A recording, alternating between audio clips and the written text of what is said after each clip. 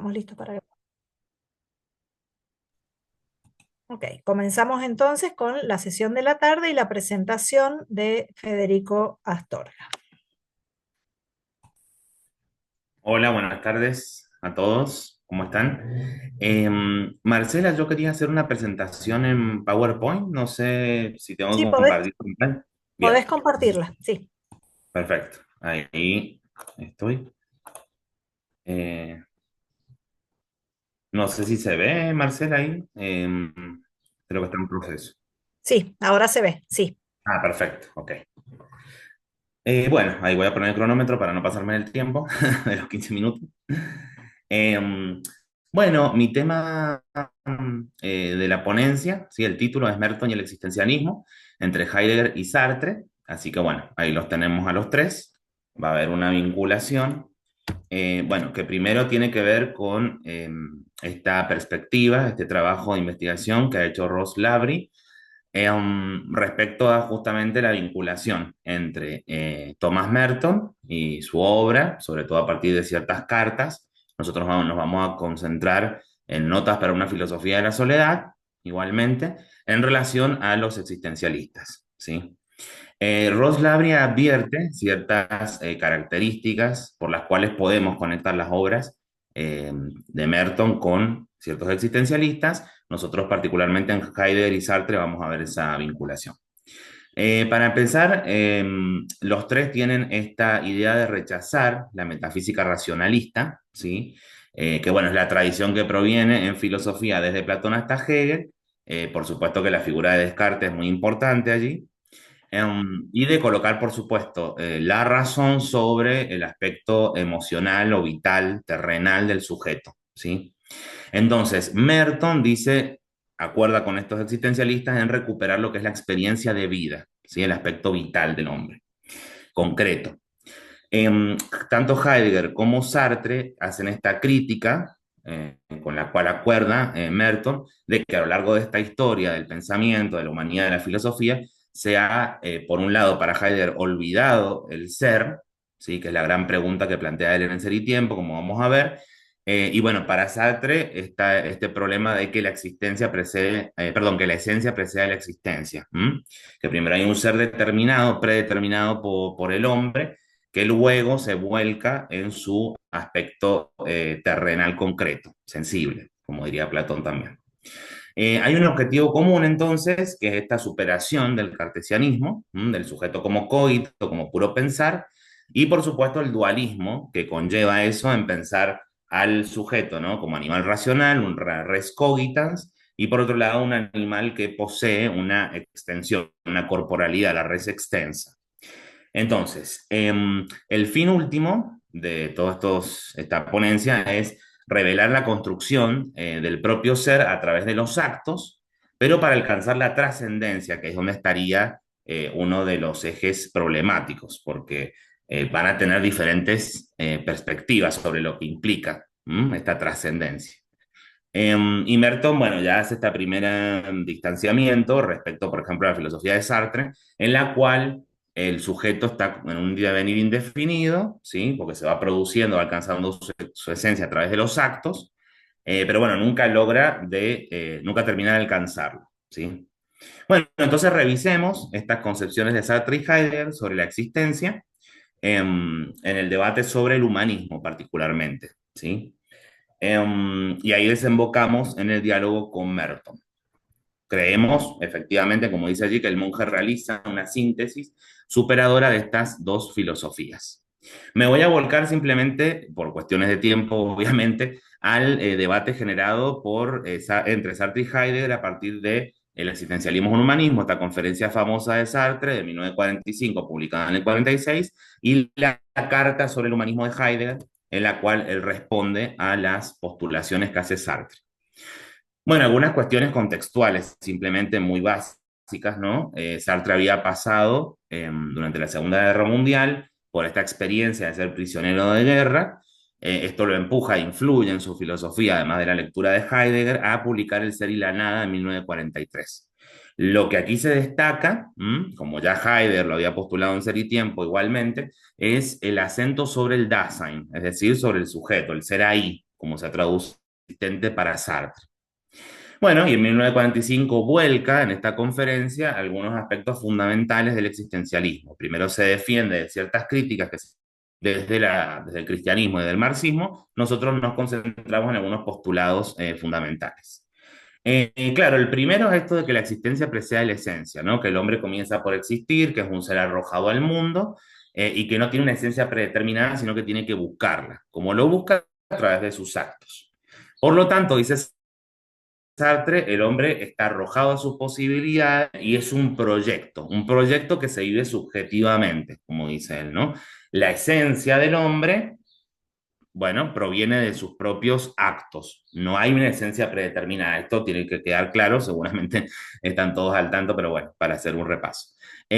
Claro, respecto a esta acción por la cual el hombre va alcanzando su esencia o va formándola, nos dice Sartre, el hombre no es otra cosa que lo que él se hace. De allí viene la problemática por la responsabilidad misma, donde aparece la angustia, la famosa angustia existencial. Claro, el hecho de que es un legislador que elige al mismo tiempo que a sí mismo a la humanidad entera, por eso el peso que tienen todos nuestros actos. Y en esto desemboca también la problemática de la libertad, ¿no? El hombre está condenado a ser libre, al no tener una esencia predeterminada, debe ser su propio legislador y buscar su propia esencia sin ningún parámetro existente. Bien, entonces nos detenemos en la cuestión del humanismo y de la trascendencia, que es el tema fundamental. Dice Sartre, respecto a la subjetividad del existencialismo, el hombre que se capta directamente por el cogito, el pensar cartesiano, descubre también, acá está la reformulación, a todos los otros y lo descubre como la condición de su existencia. O sea que, y esto es muy importante para Merton, no existe el yo individualista alejado de la comunidad, sino que el yo supone la mediación de los otros, ¿sí? Y la comunión con los otros, como va a decir Merton. Y en este punto aparece esta búsqueda por la trascendencia en Sartre, donde nos dice, bueno, el hombre en realidad no es como el humanismo clásico, un ser que se llena de contenido de manera individual, sino que está continuamente fuera de sí mismo, ¿no? Proyectándose y persiguiendo, perdiéndose fuera de sí mismo, es como existe el hombre en el mundo. Bien, los fines, por supuesto, de Sartre, al ser ateo, como es conocida su posición, consiste en una trascendencia histórica, ¿sí? No en una trascendencia espiritual o metafísica, porque ahí es justamente la crítica que hace él.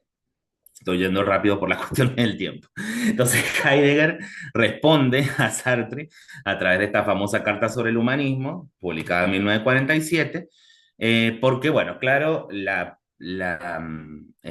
Marcela está hablando, pero no puedo escucharla. No sé si tiene el audio apagado. Eh, Yo con el tiempo, vamos bien, no, no te sí, apures, ok. no corras, tranquilo. Tengo el cronómetro al lado, por eso, porque generalmente me extiendo demasiado, perdón. Claro, desde Ser y Tiempo, en 1927, obra muy famosa, por todos conocida, claro, Heidegger advierte esto de que hay que restablecer la pregunta por el ser, ¿sí? Esta pregunta por el ser conduce hacia la cuestión de quién es el que hace esa pregunta, aparece el Dasein, el ser que somos en cada caso nosotros mismos, como dice él, y la pregunta por el sentido de este Dasein, por el sentido del ser, que efectivamente sentido como dirección, nuestra dirección última es hacia la muerte, la existencia.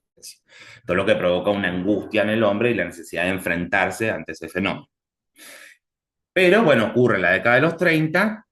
Bueno, tengo que repasar estas cuestiones fundamentales, pero yo creo que estamos todos al tanto de este giro heideggeriano, por el cual la pregunta por el ser, como ontología fundamental, ¿sí? Concentrada en el Dasein, pasa hacia la problemática de la metafísica del ser, en cuanto a una crítica, una deconstrucción de esa metafísica para acceder de otra forma a este ser, que será una reformulación del pensar, como este poetizar a través del lenguaje, y en una meditación acerca del ser. Claro, porque la historia de la metafísica, dice Heidegger, es la historia del olvido del ser. Por lo tanto, tengo que plantear una nueva forma de acercarme a ese ser que va a terminar siendo un acaecer a partir de la meditación en cierto momento, de cierta forma espiritual, pero bueno, con una reformulación bastante particular. Claro, la respuesta a Sartre y el humanismo, que es lo que nos convoca básicamente en la ponencia, es que el humanismo en sí mismo provoca esta identificación del ser. No se puede acceder al ser de manera directa, vamos a decir entre comillas, sino que hay una interpretación previa, que sea como animal racional o en este nuevo formato del existencialismo, que justamente se distancia Heidegger de Sartre, como un existente, ¿sí? A nivel concreto, pero los dos son humanismos, así lo defendió Sartre, el existencialismo y el humanismo. Heidegger está en contra de esta idea. Por lo tanto, el camino hacia el ser termina siendo, de alguna manera, un camino individualista, que esto es lo que quiero destacar para ver la reformulación de Merton, ¿sí? Bueno, como les decía, simplemente centrados en el humanismo cristiano, en las cuestiones disputadas de 1953, Merton retoma varias problemáticas vistas por el existencialismo, y particularmente en Notas para una filosofía de la soledad. Bueno, ¿qué dice Merton, no? Primero destaca la importancia de la soledad en esta sociedad presa de la distracción sistemática, una sociedad consumista que sabemos que tiene todo un trabajo sobre eso, las sociedades modernas o posmodernas después, y dice, claro, el solitario es este monje, ¿no? El mónacos. Entonces la vida del monje representaría el ideal, digamos, de esta soledad. Sin embargo, todos podemos vivir y debemos enfrentarnos a esa soledad, porque es una condición propia de todos los seres humanos. Claro, dice Merton, todo hombre es un solitario, firmemente sostenido por las inexorables limitaciones de su propia soledad. La muerte, perdón, pone esto muy en claro, pues cuando muere un hombre, muere solo. Muy existencialista esta idea. Y al mismo tiempo, pero esto es lo que no quieren ver, dice, por la sociedad de la distracción, de la diversión, cada cual tiene que vivir a solas también, ¿no? Entonces, el problema de la muerte termina enfrentándonos, ¿no?, al problema de la vida, efectivamente, de cómo vivir esa vida. Bien, y entonces vamos al tema del cogito, del humanismo y de la trascendencia. El cogito cerrado, que es el de la tradición filosófica, se va a convertir en un cogito, digamos, en un existente, como decían los existencialistas, un Dasein, que va a estar abierto hacia los otros, ¿no? El verdadero solitario no es uno que simplemente se retira de la sociedad.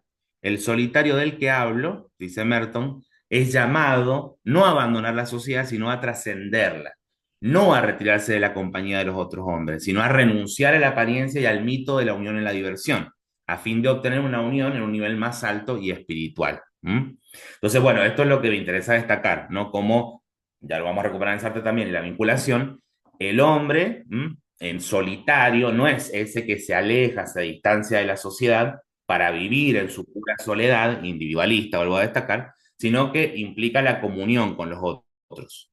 Y a partir de eso se puede llegar a la trascendencia. Entonces dice Merton, el solitario tiene una vocación misteriosa y aparentemente absurda a la unidad sobrenatural. Busca en sí una unidad espiritual y simple que cuando la haya, paradójicamente, se convierte en la unidad de todos los hombres. Una unidad más allá de la separación, el conflicto y el cisma. ¿Sí? Y ahí está la cuestión famosa del diálogo intercultural e interreligioso también de Merton. Entonces, esta idea, ¿sí?, del yo que supone a la comunidad para trascenderla, también tiene que ver, obviamente, con todo un trasfondo teológico, ¿sí? Este humanismo clásico, ya lo expliqué más o menos, así que me voy al humanismo cristiano mertoriano por el tiempo, dice, claro, se da cuenta el solitario de que está unido en el peligro y la angustia de su común soledad. No solo la soledad del individuo, sino la radical y esencial soledad del hombre.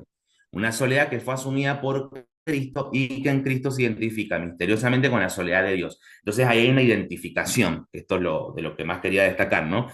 Entre la soledad propia nuestra, que nos une en esa condición con la soledad de Cristo, por supuesto, en la crucifixión, y con la soledad divina. Entonces es reconocer de alguna forma nuestra propia esencia. El tema que para llegar a eso, Merton, acá hay otra conexión, habla de la angustia, ¿no? Del vacío del ser, porque enfrentarnos ante la muerte, bueno, es esa conciencia de la finitud famosa, y es encontrar nuestra condición existencial básica, como dice, el que va a ser justamente la base desde la cual yo, después de vaciarme, pueda entrar a llenarme, digamos, con ese trascendencia espiritual, ¿sí? Entonces, claro, hay otro yo, el verdadero yo, dice Merton, que adquiere la plena madurez en el vacío y la soledad, como venía comentando, y que puede, claro está, comenzar a aparecer y a crecer en la autodedicación creadora, abnegada y válida que corresponde a una existencia social genuina. Entonces, bueno, digo, por toda la práctica también que tiene Merton a lo largo de su vida, claramente no hay un distanciamiento respecto a las problemáticas sociales, ¿sí?, sino un compromiso activo. Mi yo profundo no es algo res, o sea, la res cogita, una cosa que piensa, que yo adquiera o que alcance después de una larga lucha, no es mío ni puede ser mío, no es una cosa ni un objeto, soy yo. Ahí está el yo profundo, el yo espiritual. Y ahora, sí, viene esta parte que es muy interesante respecto al amor, ¿sí? A la unión amorosa que claramente no está ni en Heidegger ni en Sartre, ¿sí? Que es esta unión amorosa a partir del reconocimiento de la soledad, lo destacaba recién, mi propia soledad se encuentra con la soledad de los demás hombres y la soledad de Dios, ¿no? Yo, Cristo y Padre en identidad, en comunidad. Bueno, bien, entonces está la síntesis de Merton a partir de Heidegger y Sartre de este diálogo. La soledad ante la muerte, por supuesto que lo hemos mencionado, esta condición existencial propia del hombre, el camino hacia el ser, que por supuesto en Merton es Dios, es posible una vez pasemos por el vacío y la angustia de reconocer nuestra soledad, algo que conecta claramente a Merton con Heidegger. Por supuesto que Heidegger no tiene nada que ver con la cuestión teológica, ¿sí? Pero hay una vinculación que se puede hacer entre ese ser famoso de Heidegger y el Dios de Merton, cristiano, pero el camino no implica la destrucción, perdón, sí, no implica la destrucción de la metafísica como en Heidegger, que será la condición para llegar al nuevo acceso del ser, sino el descubrimiento de una dimensión espiritual que nos trasciende y que al mismo tiempo vive en nosotros, dice Merton, ¿sí? Por lo tanto, no se trata de renunciar a la dimensión espiritual metafísica, ¿no? Sino de conectarse con ella, reconocerse como un acto también humano, como una condición existencial. Y para cerrar, claro, como en Sartre, el yo no existe sin los otros, porque vivir mi soledad es vivir la soledad, como ya lo dije, del otro, de Cristo y el Padre. El lazo, claro, el elemento superador de Merton, que lo mencioné recién, es el amor, que aparece, que es muy importante para la teología, obviamente, porque este lazo social en Sartre parte de una conciencia respecto a la libertad inmanente a todo hombre, también lo mencioné, ¿no? Y de ahí la necesidad de luchar para que todos seamos libres, ¿no? Estamos condenados a ser libres, etc. Compromiso social. Pero la cuestión es que es, al final, una conciencia que si bien no es racionalista, tiene que ver con lo existencial. En cambio, en Merton, esta unión espiritual efectivamente parte del amor. Y aquí quizás, bueno, estamos al tanto, ¿no?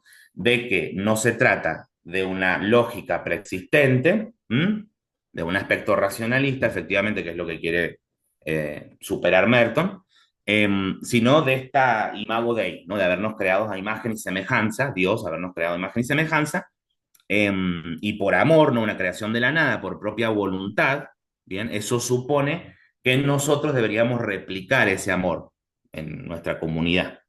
El amor de Dios para con nosotros en la relación con nuestro prójimo. Y quiero cerrar simplemente esta idea, ¿sí? Con este poema, un fragmento solamente de Libertad como experiencia de Merton, que nos dice, respecto al amor y a esta unidad, esta comunión, que comparado con el amor, con tu ley unitaria, dice Merton, las inexorables estrellas son todas anarquistas, pero están ligadas por el amor y el amor es infinitamente libre.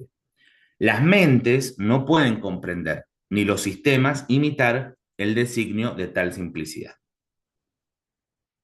Muchas gracias. Perdón si me pasé. Bueno, ahí está la bibliografía por si quieren consultarla. Me imagino que son todos especialistas, entonces ya la conocen. Te has ajustado extremadamente bien al tiempo. Okay, Federico is worried that he has spoken more than the 15 minutes, but I was telling him that he has followed the schedule very precisely. So I don't know if there are any questions. Si hay preguntas, comentarios, comments, questions. Excuse me, Marcella. Yes. This is Hugh Turley. I have a question for you. I can't come back on with my video. You cannot see the video? I can't put myself back on with video. I'm only. Okay. I think that if you, at the bottom of your screen, there should be an icon, like a little camera, starting from left to right of the camera. The first sign is for audio and the second is for camera. When I click the camera, I get a message that says unable to start video. You can't start the video because the host has stopped it. Okay, okay. I'll check. I'll tell the host. Okay, Give me well, one I'm second. up next, so I just wanted to let you know you can hear Okay. me, I can talk, but you can't see me. Yes, I can hear you very well, but you're right. I cannot see Okay, you. excuse me, Miguel, sorry. No problem. Gabriel, mientras esperamos a ver si hay preguntas para el profe Astorga, el siguiente expositor, que es Turley, dice que no puede conectar el video. Dice como que está cerrado desde Ahí le mandé el el mensaje. anfitrión. Ahí está. There you Bueno, go. okay. Gracias. Okay, so yes, Paul. A question for Miguel, and I'm sorry, but I haven't read Heidegger or Sartre in about 40 years, and I don't speak Spanish, so I didn't get everything. But I was wondering if he saw in Merton's poetry anything else that pointed towards transcendence. That pointed towards what, Paul? Sorry, I didn't get the last part. Transcendence. Ok. Ok, la pregunta es si además de lo que has expuesto recién, ¿hay algo más que hayas visto en ese poema o en algo más que hayas leído sobre, escrito por Merton, que conecte con estas ideas? Bueno, obviamente que para ser sincero, yo no estoy a la altura de ninguno de los que están acá, de ninguno de los especialistas, ¿sí? Yo soy solamente un invitado desde la filosofía. Entonces, bueno, yo lo que analicé efectivamente fue estas notas, ¿no? Donde Merton se refiere efectivamente y concretamente al existencialismo más el trabajo de Ross Lavery, que ahí también Marcela estaba explicando un poco el trabajo de este investigador. Por lo tanto, no, la parte de la poesía, ¿sí? Quería hacer como un cierre para que quedara clara ese posicionamiento de Merton, pero no he realizado, digamos, una investigación desde ese lugar. Simplemente me he acotado a mi pequeño campo de estudio, digamos, eh, tratando de hacer un aporte que es bastante limitado. Gotcha. Thank you. Ah, me entendió, gracias.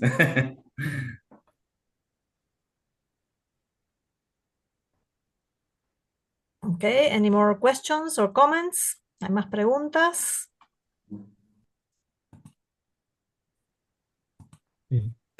Sí, me gustaría.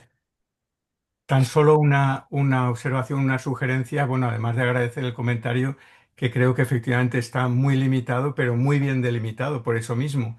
Y es muy de agradecer precisamente la posición de Merton respecto a Heidegger y Sartre. Y me pregunto si no se podría extender esa acotación o esa comparación, ese discernimiento, incorporando también, como otros han hecho de otra manera, la figura de Albert Camus, que también estaría un poco a caballo entre el pensamiento de Merton y quizá en esa zona también fronteriza con Heidegger y Sartre, diferenciados de ellos, del propio Merton, pero quizá se pudiera poner también en conversación. No sé si tienes algo que aportar al respecto, Sí, Miguel. claro, sí, sí, sí. Había, bueno, en esta investigación que hice, muchos trabajos que hablaban sobre esa conexión. Digamos, me pareció interesante lo de Sartre y Heidegger, porque bueno, no estaba tan profundizado. Pero bueno, por supuesto que con Gabriel Marcel hay un diálogo todavía más profundo porque digo, forma parte dentro de esta división que hace Sartre, que después se puede discutir obviamente, entre los existencialistas cristianos, ¿no? Como Gabriel Marcel, o Jaspers también, el otro filósofo alemán, o, digo, la otra corriente atea, digamos, donde estarían, dice Sartre, bueno, yo mismo y Heidegger, y por supuesto Albert Camus.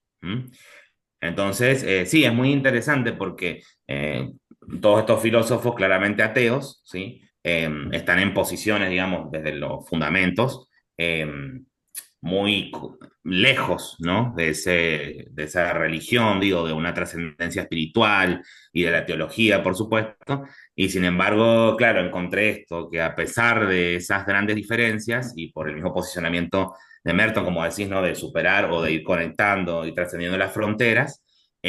Claro, le responde a Camus en varias cartas de que es posible, más allá de esta filosofía del absurdo, poder encontrar, ¿sí? Esa trascendencia, ¿no? Por eso destacaba la necesidad de pasar por esa experiencia de vida, como dice Merton, del vacío, de la angustia, para poder llegar ahí, a esa comunidad, digamos, con Dios, que quizás, claro, al ver que no aparece efectivamente de una forma explícita, pero sí, decía Merton respecto a esta problemática que se podía encontrar eso como un paso más allá, ¿m? Que es lo que pasa en general con la cuestión de la metafísica y, bueno, en segundo lugar con la teología, que explican por ahí, ¿no? En dimensiones que también están en nuestro pensar, en nuestra humanidad, en nuestra condición existencial, pero bueno, como todo el desarrollo de la filosofía contemporánea, de la fenomenología, del existencialismo, del estructuralismo, bueno, y todas estas corrientes posmodernas, es un rechazo hacia esa metafísica, bueno, se olvida ese aspecto del ser, ¿no? Que es lo que dice Merton. Como para completar un poco el panorama, habría que agregar esa dimensión espiritual que también está presente en todo, por más que yo la quiera negar, ¿sí? No sé si más o menos, bueno, un pequeño comentario. Y gracias, Miguel. Muchas gracias. Gracias. Cristóbal. Y bueno, una pequeña aclaración quizás. El tema de Camus no es tan claro. El decir que es ateo creo que no es justo, porque sirve precisamente de puente entre Sartre, Heidegger y otros grandes pensadores. Él yo creo que era, vamos, te lo dice bien claro, él es agnóstico. Él nunca proclamó que era ateo como Sartre, ¿verdad? Entonces, bueno, incluso Heidegger no creo que se le pueda acusar de ser ateo. A Sartre sí, claramente, pero claro, tenía su contexto y sus razones. Pero en el caso de Heidegger y Camus creo que son más complicados, ¿sabes?, de probarlo, pero creo que es más, la palabra justa sería, yo creo, agnósticos. Y yo creo que eso le atraía a Merton. La cuestión es el por qué ese tipo de existencialismo encaja más en el pensamiento y la poesía de Merton, y sobre todo, pues, esa conexión que tiene más, el más feeling ese que tiene con Camus. Sí, es cierto, es verdad, perdón por la inexactitud. Claro, lo estaba explicando desde esta clasificación que hace Sartre, ¿no? En el existencialismo un humanismo, que por supuesto es muy criticada. Pero sí, Heidegger cuando le responde también habla de eso, ¿no? Que se quiere separar de lo que él entiende como existencialismo ateo, entre comillas, que claro, es una etiqueta. O sea que sí, como dice usted, si hablamos de un ateo declarado, tiene que ser Sartre porque él mismo se lo ha dicho, ¿sí? En esa conferencia. Pero ya en los otros sí entraríamos en otras problemáticas, donde hay una puerta abierta, ¿no? Que efectivamente es lo que le interesa a Merton, me parece. Sí, gracias por la aclaración.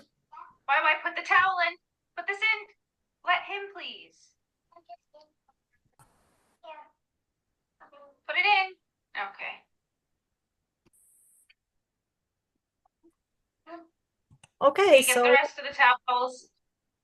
I think there are some open microphones. Okay. So if there are no more questions, we'll go to the next speaker. Vamos entonces al próximo expositor. Hugh Turley es coautor con Dave Martin de los libros The Martyrdom of Thomas Merton and Investigation, published in 2018, and Thomas Merton's Betrayers, The Case Against Abbot James Fox and Author John Howard Griffin, 2023. Sus contribuciones han sido publicadas en The Catholic Historical Review. Hugh Turley, with Dave Martin, is author of The Martyrdom of Thomas Merton, An Investigation, 2018, and Thomas Merton's Betrayers, The Case Against Abbot James Fox, and author also of John Howard Griffin. Their research on Thomas Merton, on Thomas Merton's death, has been published in the Catholic Historical Review. So welcome, Hugh. I'm here. Thank you for very much for inviting me. It's a pleasure to be here with all of you, and I'm listening. I'm really enjoying this very much. I haven't been to a Merton conference before, but I think we're all on the same path looking for the truth, which is interesting because I think this was a passion of Thomas Merton's. When I began my research into Merton's death, the first thing I did was I contacted Dr. Paul Pearson at the Merton Center and asked him if he could guide me into what I could read to learn about Merton's death. And one of the books he recommended was this one by Michael Mott, The Seven Mountains of Thomas Merton. It's the authorized biography. And when I say authorized, that means it was approved by the Merton Legacy Trust in the Gethsemane Abbey. So there were other biographies, but this is the only authorized biography. But we need to keep in mind as I talk about this book that the Abbey had a hand in it. So it's not all Mott. But anyway, the book is, after I did my research into more things and obtained documents, I went back and my co-author and I revisited this book, and we saw some of the things that were new in Mott's book and also some of the things that he had that he left out, because in looking into Merton's death, I obtained Mott's papers from Northwestern University. So when he has footnotes in his book, you can see if it's to a document that he had and if he's referencing it properly, and also if he's leaving something out, which is sometimes it's interesting to see what people leave out. So let me begin by talking about some of the things that were new when his book came out. Until 1984, when the book was published, about the only thing people knew about Merton's death was what had been published by the Associated Press when Merton died. And this was the original article by John Wheeler. And it basically said that Merton died of accidental electrocution, that he was in Bangkok, that he'd been missed at lunch, and that's all. It was from an anonymous Catholic source. But actually, none of these things are actually true. Merton did not miss lunch. He was at lunch with his fellow monks. He was not in Bangkok. He was about 16 miles south of Bangkok in Samut Prakarn. And the author didn't offer any evidence for anything he said. He just was an anonymous source. Now, the other thing that we knew about Merton's death before Mott's book came out was what Brother Patrick Hart wrote in the Asian Journal of Thomas Merton. And Brother Patrick had added that Merton had taken a shower, and as he stepped out of the shower, he grabbed this electric fan and was accidentally electrocuted. So Mott offered some rather interesting new information, because Mott, as the authorized biographer, had access to the official documents. These are the official records from Thailand. He had letters written by witnesses. So he had access, and he had an opportunity to really shed a lot of new light on things. And here are some of the new things. I just want to give down a little list, a short list of things that were new in his book.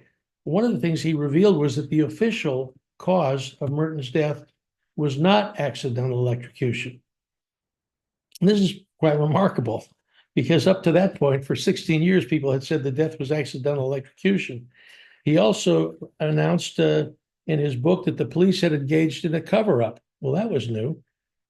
He said that Merton suffered a head wound that had bled considerably. This is also new. No one had written about that before, at least not publicly. He noted that there were photographs taken of the scene where Merton died. That was, again, new. He said that there was no autopsy. That had been misreported. Earlier, people said that there had been an autopsy, and a lot of people thought that there had, but this was new information. And Mott also revealed that the U.S. military took possession of Merton's body. So what about this? Let's go down some of these. Let's take a look. The first revelation that there was not an accidental electrocution, and this is according to the official U.S. Embassy in Bangkok, the death certificate, and the police report. They all said that the death was by natural causes, sudden heart failure. In fact, Mott quoted in his book, he quotes the police report, which said that the dead priest fell into a fan. So at least according to the police report, Merton was already dead before he fell into the fan. But Mott was very clever when he wrote this book, because he revealed new information, but he did it in such a way to maintain the accidental electrocution stories.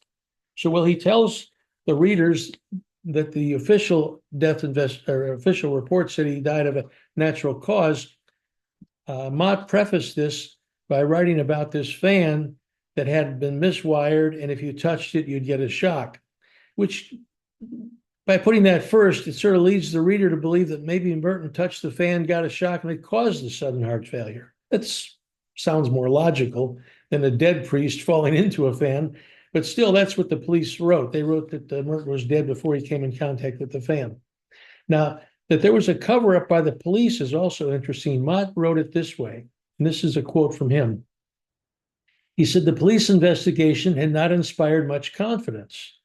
Many felt that electrocution was played down to protect the reputation of the conference center, and it may have been so, end quote. Now, here again, Mott's telling us that there was a cover-up to protect the Red Cross Center in Thailand. But Mott doesn't tell us everything. He didn't reveal that all of the Thai newspapers reported that the death was by sudden heart failure, a natural cause.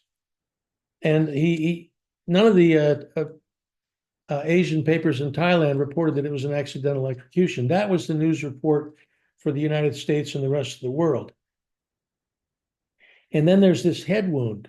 Now, this is very interesting because this is all new now, mind you. This is 1984, 16 years after Merton's death, and this is the first time anyone's told about a head wound. And Mott wrote this, and I'm quoting, little attention seems to have been given to a wound on the back of Merton's head that had bled considerably. The obvious solution appears to be that it was caused when his head hit the floor.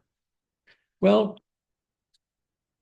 there's nothing really obvious that caused the wound. You really can't know what caused the wound on the back of the head without an autopsy.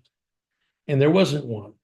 But Mott does not come completely tell you everything when he tells you this. When he tells you about this bleeding head wound, he doesn't tell anybody that the police did not even write about it. It's not mentioned in any of the Thai reports, not the doctor's report, not the death certificate, not the police report.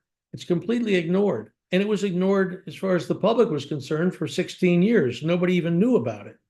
So when Mott writes that little attention seems to have been given to the wound, he's so right about that. Very little indeed. But then he quickly dismisses this wound by simply saying, well, it must have just been caused when his head hit the floor. Well, I'm not convinced. The floor is flat, and usually when people fall down on the floor, they don't fall straight backwards and receive a head wound that bleeds considerably. That's a little unusual. And the eyewitnesses that were there, they all wrote about this head wound in letters to people, so they knew about it. People saw it. There was a nurse there who was also a nun. She was not a nurse, she was the medical doctor, and she observed the wound in her narrative. Another revelation by Mott that was new is that there were photographs taken at the scene. And this is really important because these were hidden for a long time. Now, Mott tells us that there were photographs taken, but at the same time, he downplays them. He says that they were taken after the scene was disturbed. Things had been moved. So that made them really insignificant and irrelevant. Taking pictures of a disturbed scene is not the same as taking pictures of the actual scene. But Mott had to know that this was not true, what he was writing, because he had letters from the monk who took the photographs. And he was very specific that he took these pictures before the scene was disturbed. And the reason they took them was that it looked so odd. And they wanted to let the police know what they found, how it looked so odd to them. And the photographs also show Merton in his pajama shorts, which is important because by not putting them in the right chronological order, and Mott is speculating that they were taken later, Mott speculated that Merton may have taken a shower and that he was found naked. And then he said that people that first found the body decided to put shorts on him to make him modest. Well, Mott has to know this isn't true because he had the letter from the monk who took the photographs, and a handful of people, including some of the monks at the Abbey and a man named John Howard Griffin, they all knew that the photos were taken before the scene was disturbed. I'm going to show you what they look like. This is one of them here. And you can see this fan is lying on Merton, and he's in his shorts. So he wasn't found naked. And Mott had to know this. Now, the Abbey and others, like John Howard Griffin, had been writing that the fan was found on Merton's chest, and the chest had been burned deeply. And this was a technique to make it appear that the fan electrocuted Merton's chest and caused the heart failure. But you can see very clearly this fan is not on Merton's chest in either one of these photographs. It's just not on his chest. So these were hidden, and they were put away, and people said they could never be shown and never be seen. And that's the way it remained for 48 years. Now, Mott revealed the photographs, but he also, by saying they were taken after the scene was disturbed, sort of covered that if they ever came forward, there would be of no significance. So the reason I think they were put away, it's quite obvious if you take a look at them, it's a staged scene. It was staged to look like an accident. And that's why they weren't allowed for anybody to see them. They don't want anybody, if they supported the accidental electrocution, they would have shown the photographs, but they hid them. Now, Mott also tells us there was no autopsy. This is also interesting because Mott has so much more information that he shares. He had the official documents from Thailand, and some of them said that there'd been an autopsy. But then there was a notation on these documents from an embassy official saying that these documents were not accurate, that actually there was no autopsy, and that the Thai document that said there was an autopsy was in error. Now, that's significant because you've got this document saying there wasn't. In fact, Mott sort of shifted the blame for no autopsy on the Thais. He said that the Thais were, they bungled the investigation and there was no autopsy, and it just, I'll tell you, let me read your Mott's quote. This captures it. He said, well, there were some grounds for the rumor that he was murdered. They do not seem plausible. It's only a matter of real regret that his death was investigated in such a bungled and amateurish fashion, and there was no autopsy. Well, the reason there's no autopsy is that the Abbey of Gethsemane didn't order an autopsy. Merton's body arrived at the Abbey within a week. They could have had an autopsy done. In fact, Abbot Flavian Burns would later write that he ordered an autopsy, but then he didn't have one done. He said he ordered one, but there isn't one. There never was one, but there should be one, because there needs to be an explanation for this wound on the back of Merton's head, which nobody seems concerned about. But anyway, they sort of covered up for the Abbey by saying that it was the Thais that didn't get the autopsy, but the Abbey could have gotten an autopsy if they'd wanted one. And then Merton's body was picked up by the U.S. military at 1:30 in the morning on December 11th. But Mott doesn't tell the full story about this either. He makes it seem that the body remained there because he said that the body was turned over to the monks, washed, dressed, and taken to the chapel for a vigil, and then a requiem mass at 10 a.m. the following morning. Well, Merton's body was long gone by 10 a.m. the next morning because the U.S. military came and picked it up. And this is highly unusual. The U.S. military does not transport civilians back to the United States. They transport the bodies of soldiers, but not civilians. If a person dies in Italy or Mexico or Japan, the U.S. military doesn't sweep in and pick up the body and bring it back to the United States. The local morticians in these countries would coordinate with the local mortician in the United States, and they would work together to get the body transported on commercial aircraft back to where it needs to go. But this is not the role of the U.S. military. So this is highly unusual that the military would seize this body.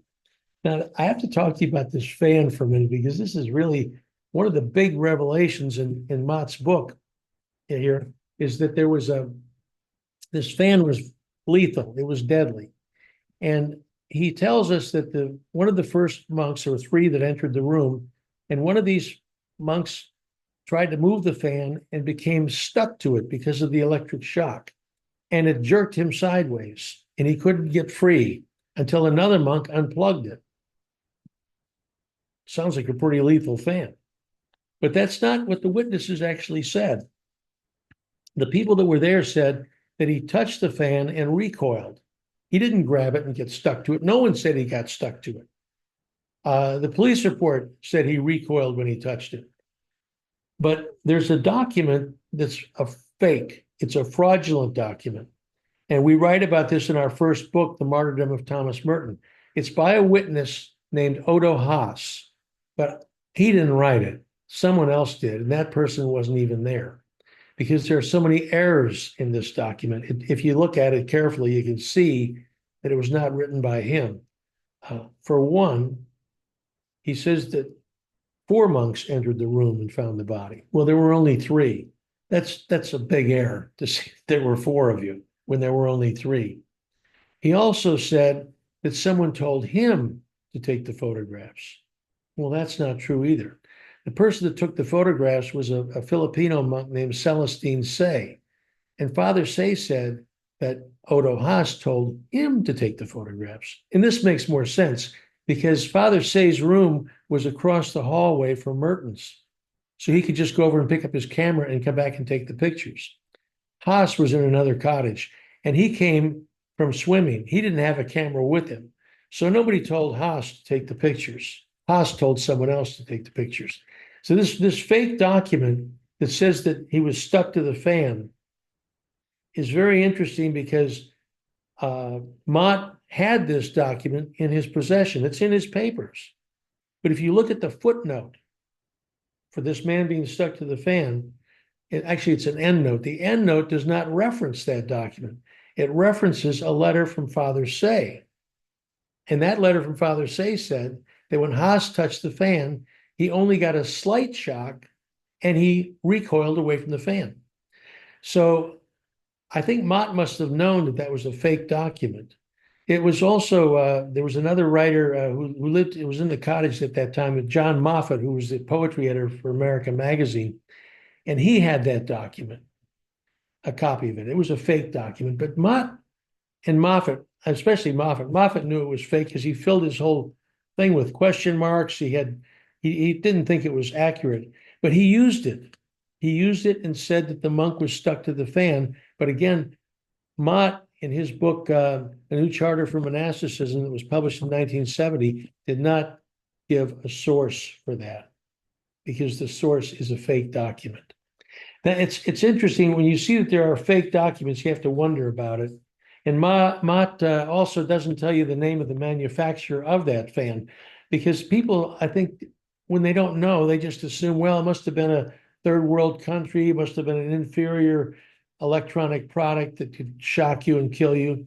But actually, the fan was made by Hitachi. And Mott had to know this because it's in Say's letters.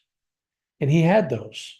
Now, Hitachi is a very reputable Japanese company, and they made very high quality products. And this fan had been running for days, for hours, and suddenly it becomes miswired, and we're supposed to believe that it killed Thomas Merton? Highly unlikely.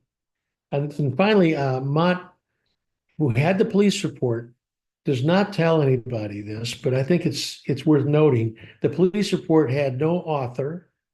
We don't know who wrote it. No signature, no date, and all of the witnesses that are named in the police report are wildly misspelled. Now, probably the most dishonest thing that Mott wrote in his book is this: no convincing motive has come to light. In 1968, Merton's death would have furthered the political ends of no group. Those who felt some animosity toward the stands he had taken on various issues were not in Bangkok. Now, that is a very dishonest statement by Michael Mott, because as someone said earlier today, I think it might have been Cristobal Saran Pagan who said that he was reading some quotes from letters between Merton and Cardinal, and Merton wrote about the stupidity of Lyndon Johnson's policies. This is with that war in Vietnam. And Johnson had a file of what he called hate mail, and Merton's letters were in there. Now, Johnson was the president of the United States, and there were two other assassinations in 1968, Martin Luther King and Robert F. Kennedy. And Thomas Merton, these three men were all promoters of nonviolence. They were all peacemakers, and they were all opposed to the Vietnam War. And Johnson didn't like any of them. All three of them were probably on his hate list. So there were enemies of Merton in Bangkok. In fact, the military, there are two army bases very near where he died, and they came and picked up the body. And most of the bombing in North Vietnam, all of those missions, there were like 80% of them were flown out of Thailand. There were US military all over Thailand. And a major program in Thailand at that time was called the Phoenix Program. This is an assassination program run by the CIA. And it's admitted that they killed at least 20,000 people. Some people say 40,000. And they killed people in Cambodia, Thailand, Laos, and Vietnam. And these professional trained assassins are right there where Merton is. And they were his political enemies because he was speaking out against that war. I've been reading this book, and it's a great book, Faith and Nonviolence. And this came out in 68, the year Merton died. And he really goes after the news media and the propaganda that they put out to deceive people and bring people into conflict and war and killing. So I think Mott's book is interesting. I'm glad that Dr.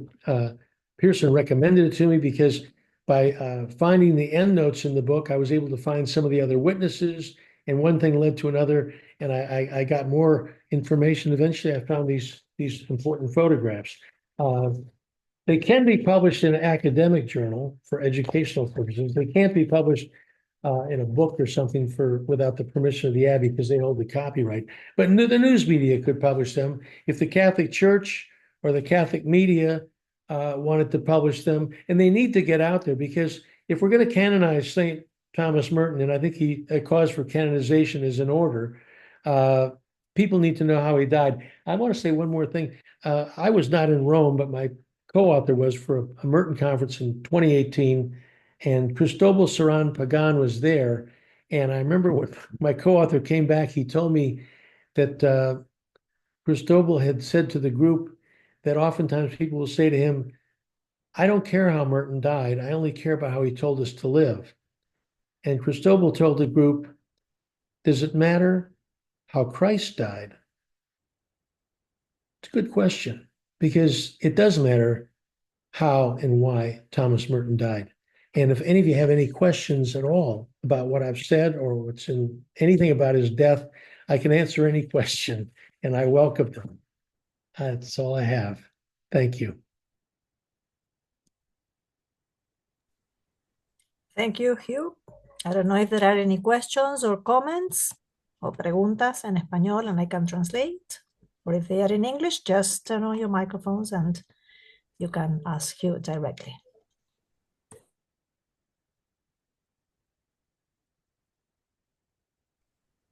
There's somebody had their hand up there. That's Winslade. Can you touch your microphone there and unmute yourself? Sorry, that's me, Judith Valente.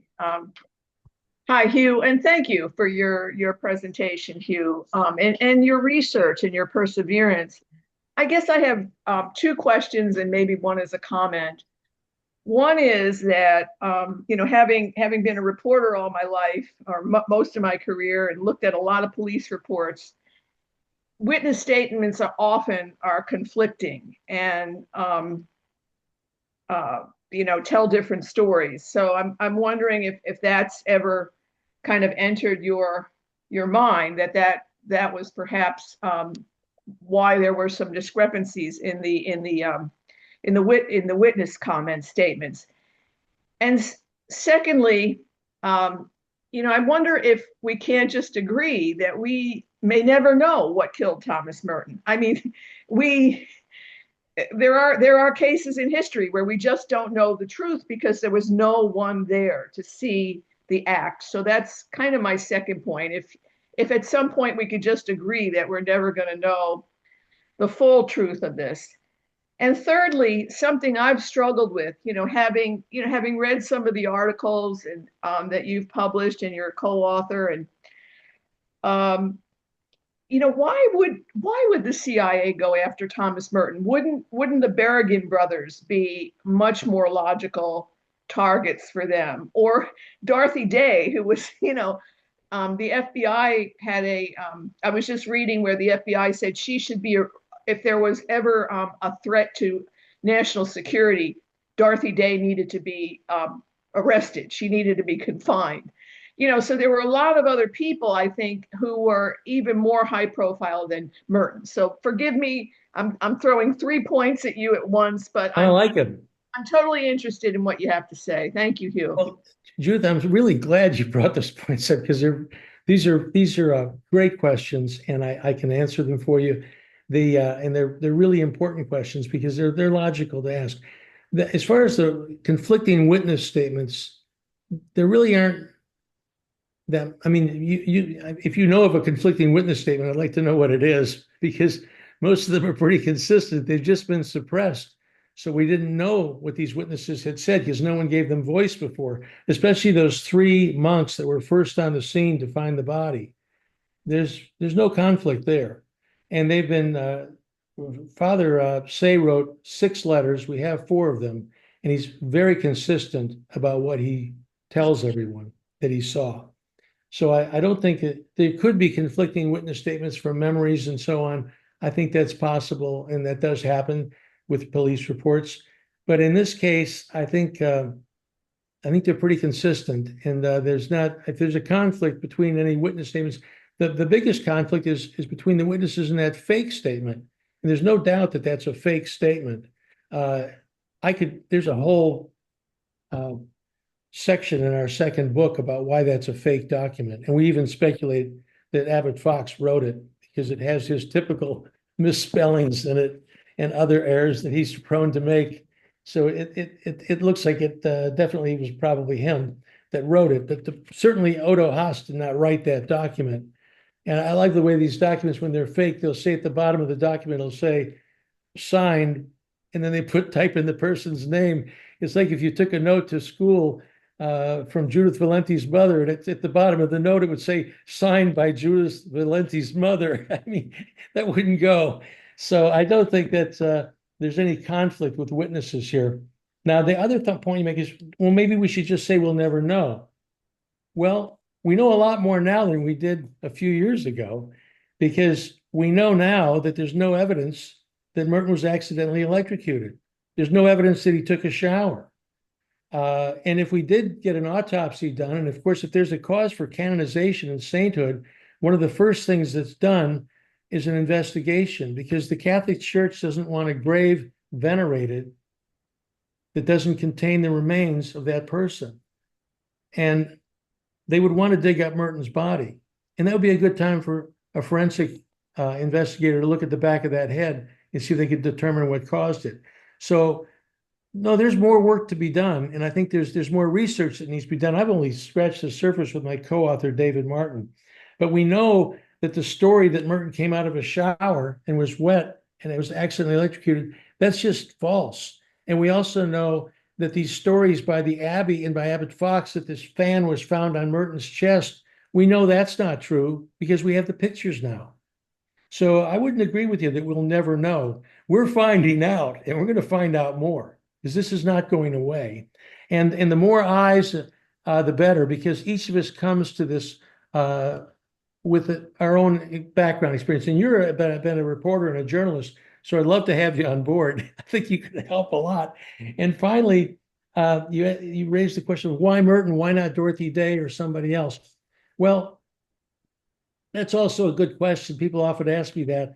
I think Merton was a little higher up than Dorothy Day and the Berrigan brothers. The Berrigan brothers had been sort of self-discredited themselves by some of their things they did in their protesting. You know, Merton did not get in trouble with the law or do anything illegal. And Merton was probably the most famous Catholic writer of the 20th century. Dorothy Day was not. And they all were opposed to the war, and so were lots of other people. But I think these three men, Robert F. Kennedy and Martin Luther King, and even you can go back to John F. Kennedy, who also was a peacemaker. These people posed a real threat to the warfare state, and Burton was a very serious threat to the deep state in the United States and the people that were promoting war. And when he's telling people not to trust the press, in this book, Faith and Violence, he wrote that 9/10 of the daily news, some days 10/10, is pseudo news. It's fake.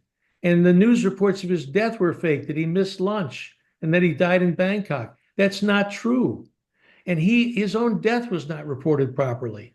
So he was wise to the press. And you've been in journalism, so you know that there's a lot of news that's not true, and a lot of stories that are withheld, that should be reported, but they aren't, because your editor or somebody says, well, we're not doing that today, Judith, so we're not going to report that. And you have to keep your job. So I think Merton was wise to journalists, and he was calling them out. And that was at a time when Walter Cronkite was the man everybody believed. And Merton was saying, not so fast.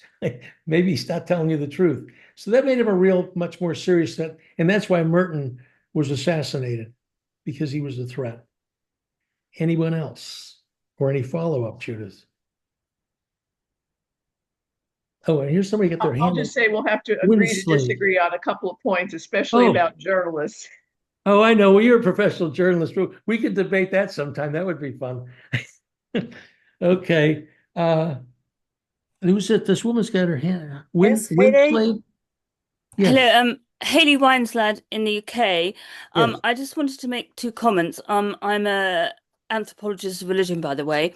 My first comment is that when you mentioned about the number of monks who supposedly found Merton's body, and that it turned out the number was incorrect, and I think you said it was reported as 4, but it was actually 3, that actually reminded me of the reports about the death of Pope John Paul I, about who found him, and I think it turned out to be nuns, and it was first reported to be priests, because they felt that it wouldn't look right if it turned out it was a nun who had found him dead in bed.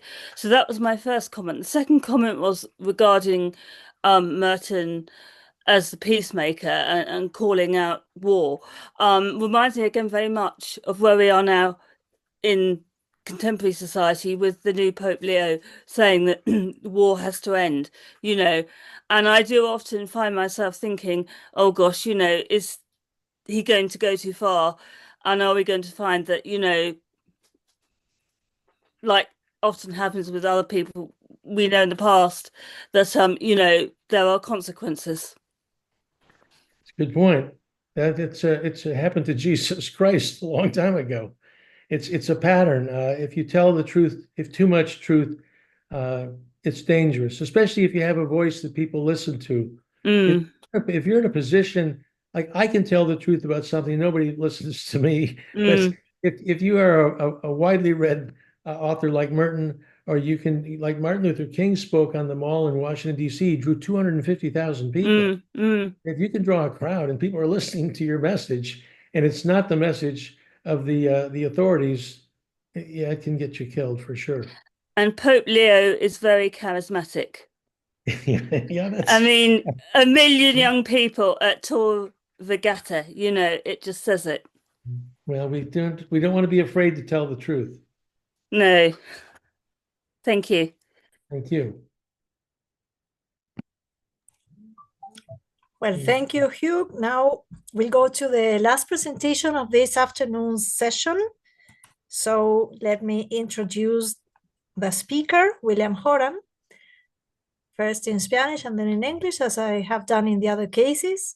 William Horan tiene 85 años, fue trabajador de la salud y actualmente es lector en su iglesia y realiza tareas de formación cristiana de adultos relacionadas también con la no violencia.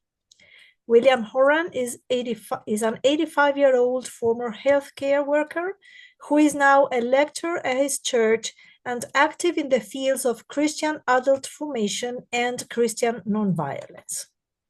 So, welcome, William. Thank you.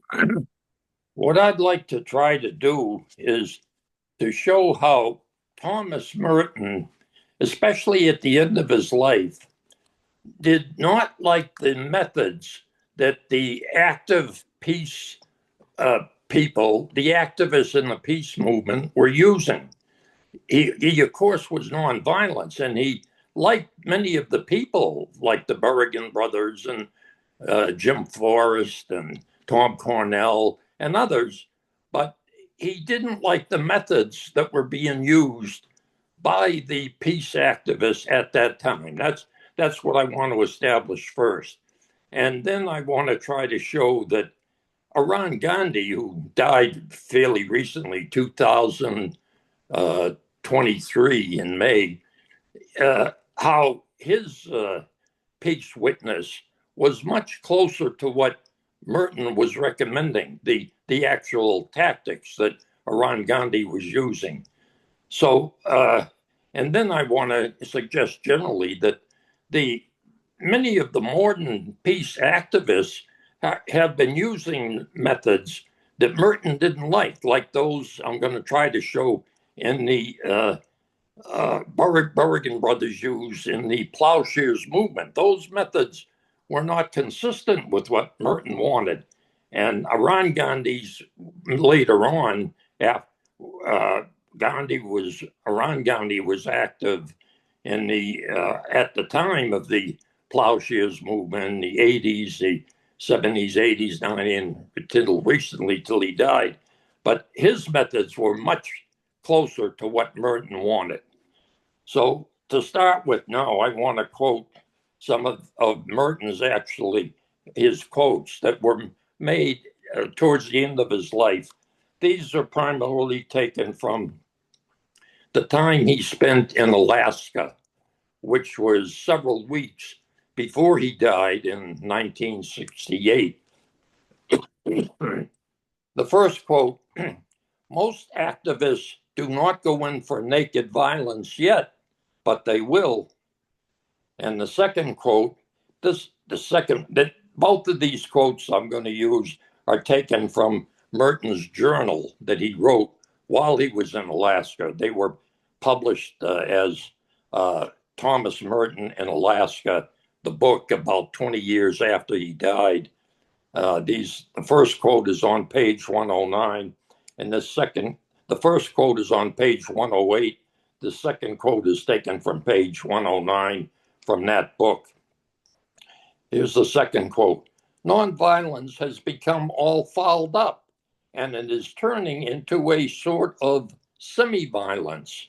That's Thomas Merton from his journal in Alaska. Now, one other quote that I found recently that I think is more direct to my thesis is taken from a book by Gordon Oyer. It's called Signs of Peace, with a subtitle, Letters on Peace, Race, and Ecology. This is published in 2021. So,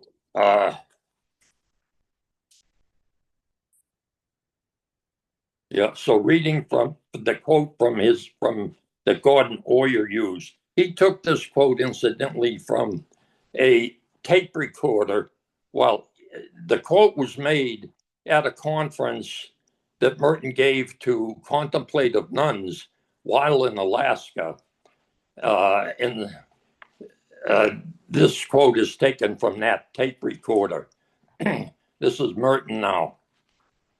I am mad at my friends who are going around burning draft records. I think they are nuts. They are ruining the whole thing they are trying to help. You have to get to a sort of meeting point where everybody can more or less agree. That's Thomas Merton. I'm quoting from page 108 in Gordon Oyer's book, Signs of Hope. He's got a footnote on that quote to where you can find the actual tape recording with that quote in it. Okay, so to establish a little bit more this reluctance Merton had towards the methods that his friends really in the peace movement were using. I want to quote from one of his friends, Jim Forrest, who was active in these draft burning types of witnesses, so to speak. Here's what Jim Forrest had to say.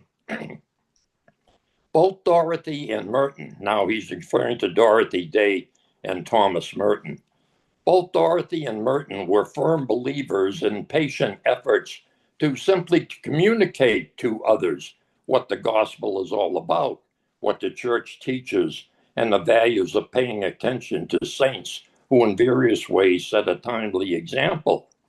This is not so much carrying out what are sometimes called prophetic actions as engaging in ordinary acts of communication, while being patient and even supportive of me and others who engaged in such dramatic acts of civil disobedience as breaking into draft offices and burning draft files.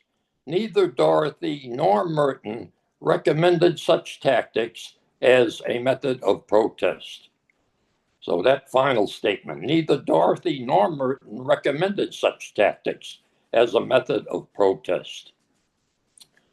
And one other I want to mention to support that general idea is Tom Cornell, who was another friend of Thomas Merton, active in the peace movement over the years. Here's what Thomas Merton says. Well, incidentally, let me quote from Jim Forrest. That was at the Catholic Peace Fellowship Conference in South Bend, Indiana on 24 March 2007. That was Jim Forrest's statement. Now, Tom Cornell's statement. Here's a quote from him. Thomas Merton pointed to the superficiality of much what he saw coming out of the peace movement of the 1960s. The years since have been worse.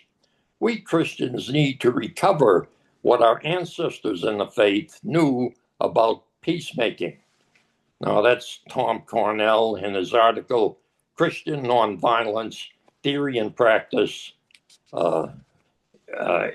found in the Plow Quarterly on the September of 2015. That's Tom Cornell. Okay, now I want to try to contrast that objections that Merton had to these activists in the peace movement. I want to contrast that with the way Horan Gandhi, who was active in the peace movement for many years, who incidentally died in 2023, I think in May of 2023, but he was active for many years in the peace movement.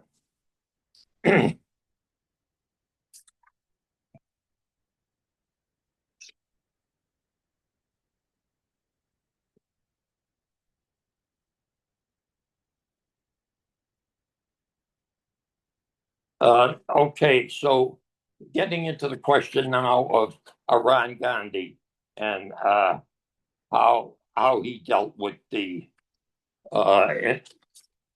general tactics used in the peace movement.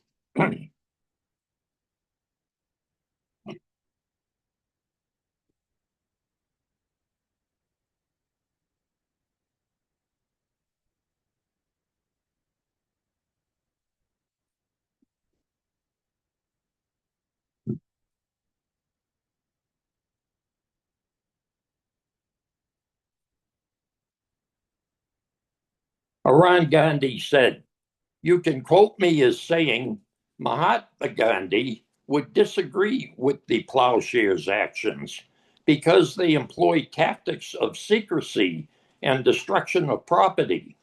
I also think locking up the most courageous and devoted peace leaders for long prison terms is a way of weakening the peace movement. Those leaders could do much more for peace than in it."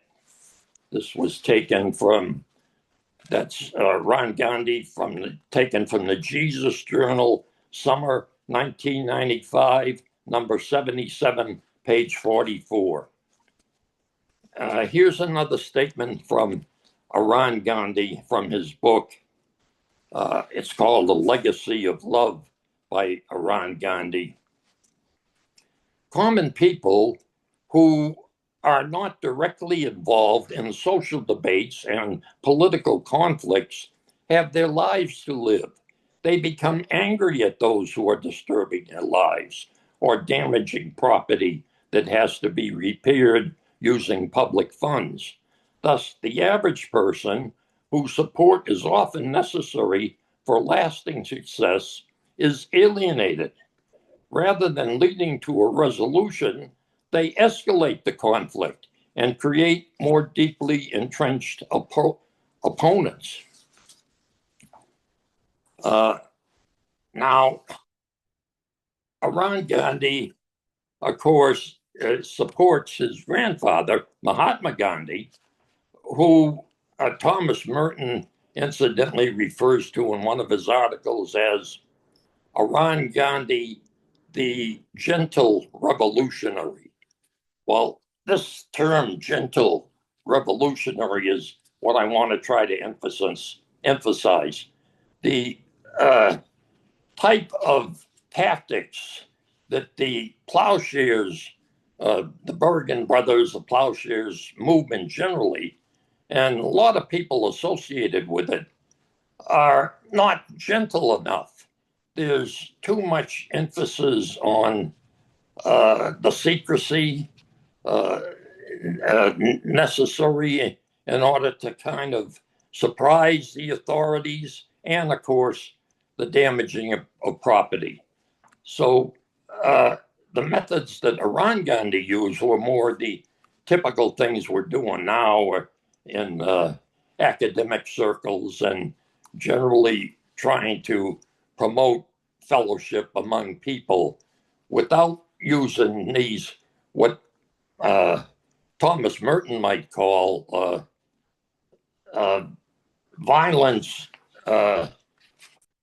kind of superficial violence, or the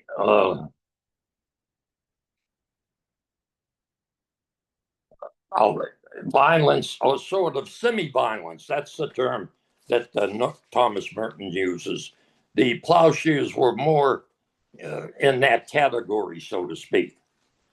Okay, so I think that's probably enough to kind of provoke things a little bit. I'll summarize.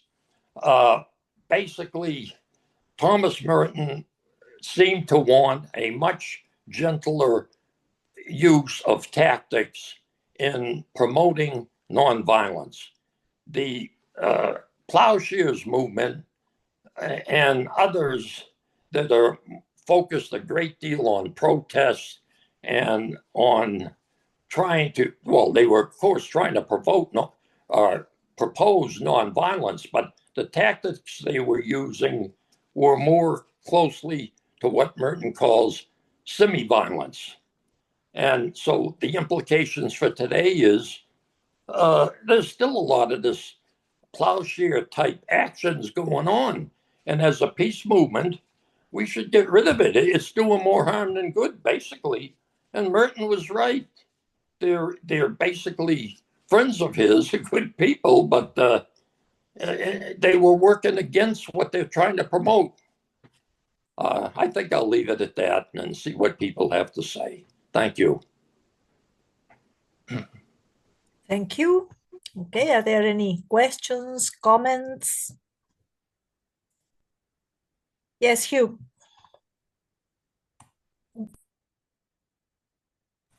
We cannot hear you. I think your microphone is turned off. Ron, how's that? Is that better? Okay. William, this is great. You know, I was very ignorant for most of my life, especially when I was young, because I grew up during the Vietnam War era. I was 19 when Thomas Merton died, but I didn't really understand what was going on around me.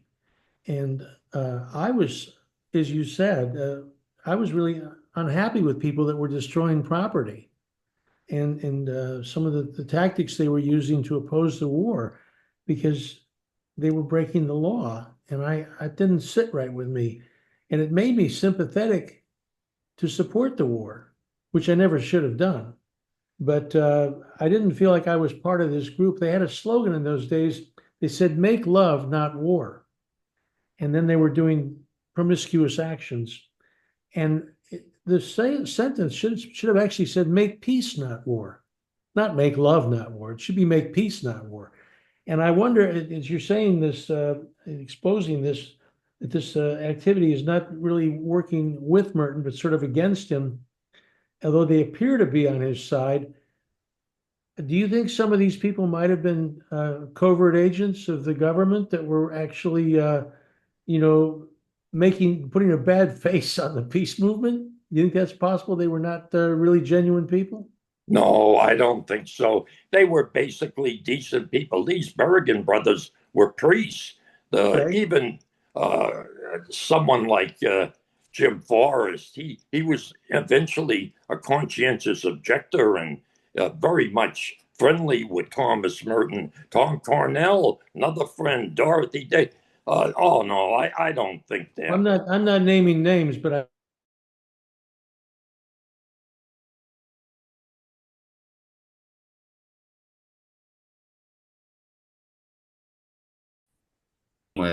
I'm sorry.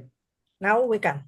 Oh, I was just saying that I'm not naming names. I'm not naming those people. I'm just saying that there can be people that are doing disruptive things that may not be your friends that appear to be your friends. I'm not naming any of those people. No, but I think in general with Thomas Merton, the people that he was the tactics of the people that he was objecting to were legitimate friends, and they were basically good people, like who really wanted peace and nonviolence. Another typical person that's very active nowadays in that line is John Deere, who is very much, a person who's against nuclear war and really believes in it. And yet he even is inclined to use some of these tactics. He spent quite a bit of time in prison himself but these are legitimate people that were there. Okay.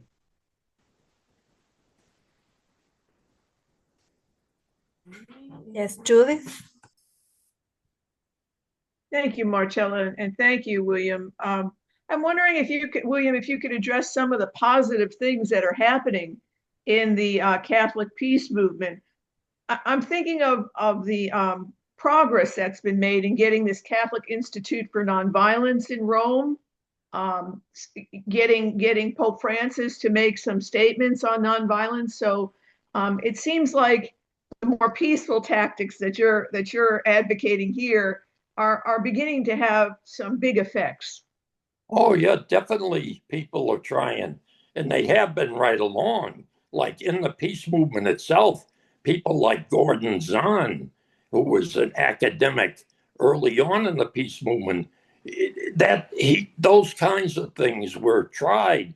Eileen Egan, another one active in the peace movement, she was very much inclined towards that. Oh yeah, there's definitely the strong emphasis on that now.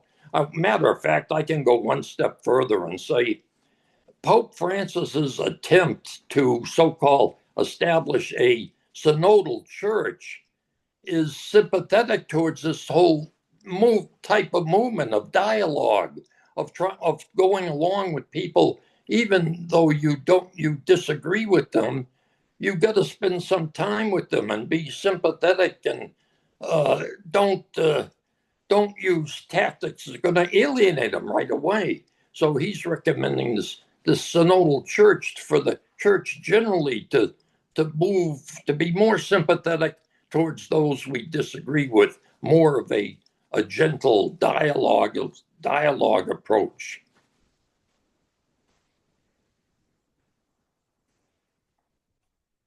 Yes, Paul. William, good to see you again. I wanted to ask the Berrigans and in the burning of draft cards and being involved in plowshares actions, would argue that some property does not have a right to exist. And that is part of the impetus for the actions they take in getting rid of the draft cards and also in drawing attention to the nuclear weapons and nuclear warheads that were on submarines and being constructed, so that their symbolic action and their willingness to was coupled with a willingness to take the consequences, to draw attention to it. But in particular, the argument that there is some property that does not have the right to exist. Yes, that's typical an argument that they use, and it's got some credibility. However, you got to start asking: are those who claim that the property doesn't have a right to exist, are you willing to impose your will on it? I mean, our Lord tolerated a lot of things that it's too arrogant an approach to take. It would be more consistent with Merton's view of saying, okay, maybe you're right, but we're not going to be too aggressive in trying to disrupt or destroy or damage those things. We're going to spend our energies trying to persuade those who think that the items don't have a right to exist to do something to show people where the right items are and help people to focus on the good parts rather than on what so-called doesn't have a right to exist. Thank you.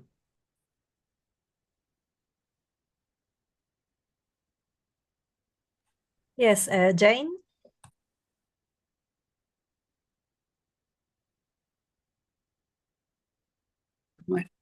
Okay, I'm reluctant to speak because I'm sitting in for the first time. I don't have the knowledge you all do, but I am 78. I'm American.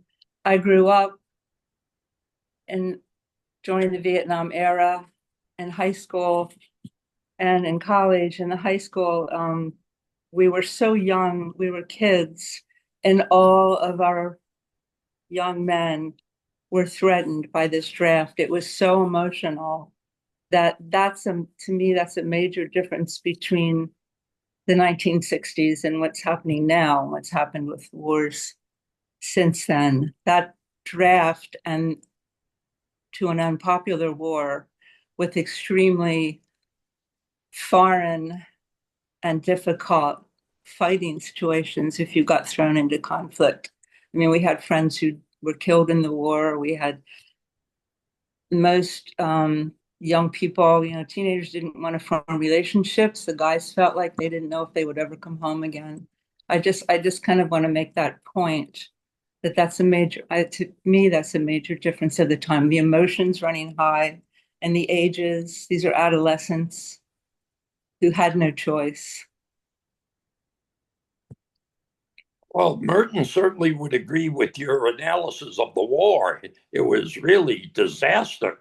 Now, granted that type of war that the United States is in right now is not quite the same, but there's a lot of wars going on around the world, and the United States has got its fingers into a lot of different things that are promoting the possibility of another war. Even Pope Francis was saying we're in the midst of a virtual World War III, or he used the term World War III piecemeal, he used the term. So granted, there's a difference, but we still got a lot of wars to deal with.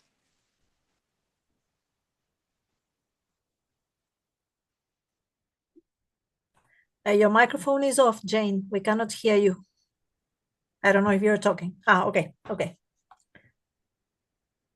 Cristóbal? Yeah, yes, to follow up with this wonderful conversation. Again, in this book, with the letters of Merton and dialoguing with people from all walks of life, The Hidden Ground of Love, edited by William Shannon, is an it's an eye-opening experience, because he's talking about all of these issues. He had issues with the peace movement. He was very critical of where it was heading, especially with the two people who committed suicide, immolated themselves. But then, instead of passing judgment, he apologized, and he got, I guess, more perspective and information about the context of the situation from Jim Forrest and the Berrigan brothers and others. And then he actually apologized and came back, and he said that he will get rid of the sponsorship of the Catholic Fellowship and the Fellowship of Reconciliation. But then he went back because he understood that there was a context and he didn't have enough information, and he was reacting probably through a lot of emotions, like you were all saying. But the big question for me is then, how can we address these issues of big emotions and tactics and strategies, especially when we are dealing with means and ends, right? I mean, does the end justify the means or not? And I think that was the philosophical question that Merton, I think, was addressing, and that's where I think the answer, I think, goes along with the gentle revolutionary, that yes, you should be a rebel, you should resist, but means are as important as the goal and the end that we should achieve. So how do you respond to that, William, in terms of the means and ends of protesting and resisting, even using sometimes, very, difficult tactics and strategies that could lead to violence? Well, the incidents that you mentioned were earlier on in Merton's life, when he questioned the Catholic Peace Fellowship at the time of the immolation of one of the Catholic workers. He burned himself in protest for the war. That Merton didn't like that. He figured his name shouldn't be associated with. Then he backed off a little. Well, the quotes that I used were at the end of his life, just before he died. So I think that he moved from a position of tolerance to, of course, these people that were protesting were his friends, and he knew there was a need for protest, and they were legitimate, basically good people. Iran Gandhi claims that they were the tops. They were the most courageous, best people in the peace movement. So Merton knew they were very good. But what I'm saying is, as he went through things that were happening in the peace movement, he became more and more convinced, I think, that those methods were holding back the peace movement. There was a need for a much gentler approach so as to win over the public. And it was better just to get rid of those kind of tactics rather than keep going with them. He was less tolerant of those tactics. Of course, he still really liked the people, but the tactics is what he objected to.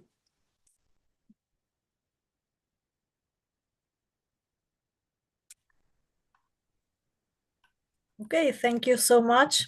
And thank you all for having attended this first day of the 4th Argentine Thomas Merton Conference. Tomorrow we have another day with beautiful papers and presentations, plus the table of poets in the afternoon. So we'll meet tomorrow again at the same time we met earlier today, which is 10 in Argentina. So now it's 3:40 in Argentina, so that you can check the time difference. Tomorrow we'll meet at 10 a.m. according to the Argentine time zone. Okay, thank you all. And well, I hope to see you tomorrow again.